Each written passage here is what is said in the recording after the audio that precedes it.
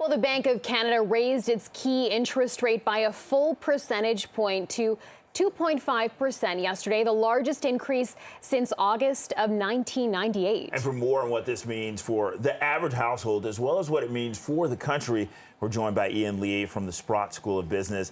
Good morning, Ian. So we have to start off with this. Why did the Bank of Canada make such an aggressive move?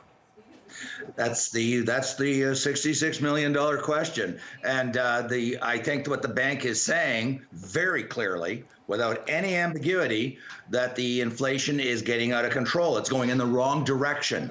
And that's why they did a much more aggressive move. I mean, central bankers are traditionally small c conservative types. I'm not referring to political parties.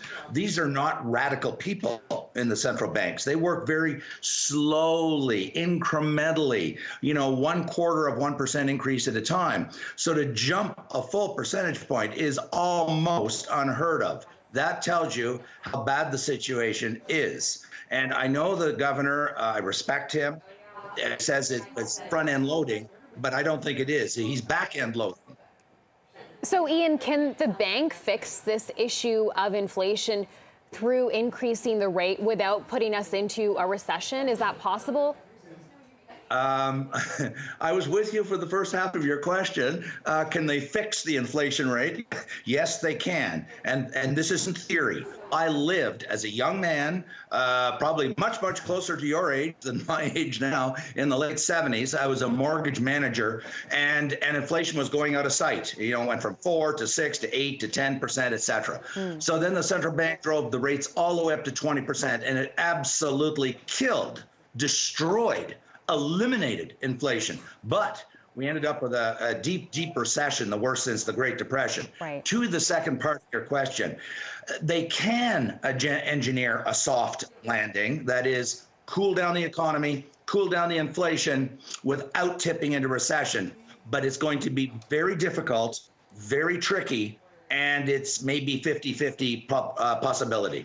And Ian, with this next question, can you answer it with respect to just a little explainer on micro and macroeconomics? Inflation, sky high, grocery bills rising, interest rates, they're getting higher. There's very little economic good news for households right now.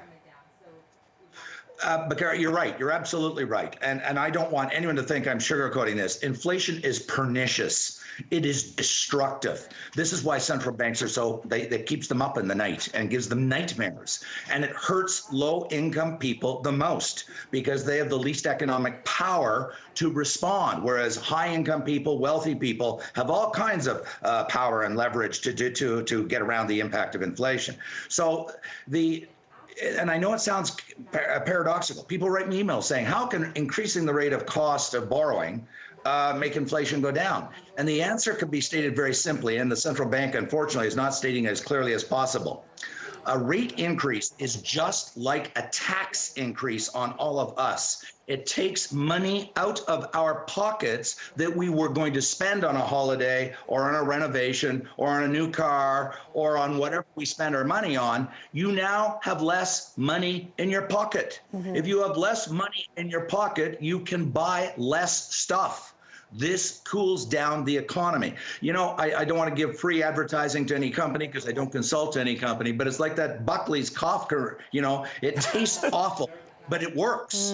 It works, but it tastes awful while we're going through the pain of higher interest rates to kill and drive down that inflation. That's a great analogy, Ian, and we're also set to see one more rate hike later on this year, so I'm sure we'll catch up with you again soon. Thanks so much for your time and insight this morning, Ian Lee. We appreciate it. Thanks a lot, Ian.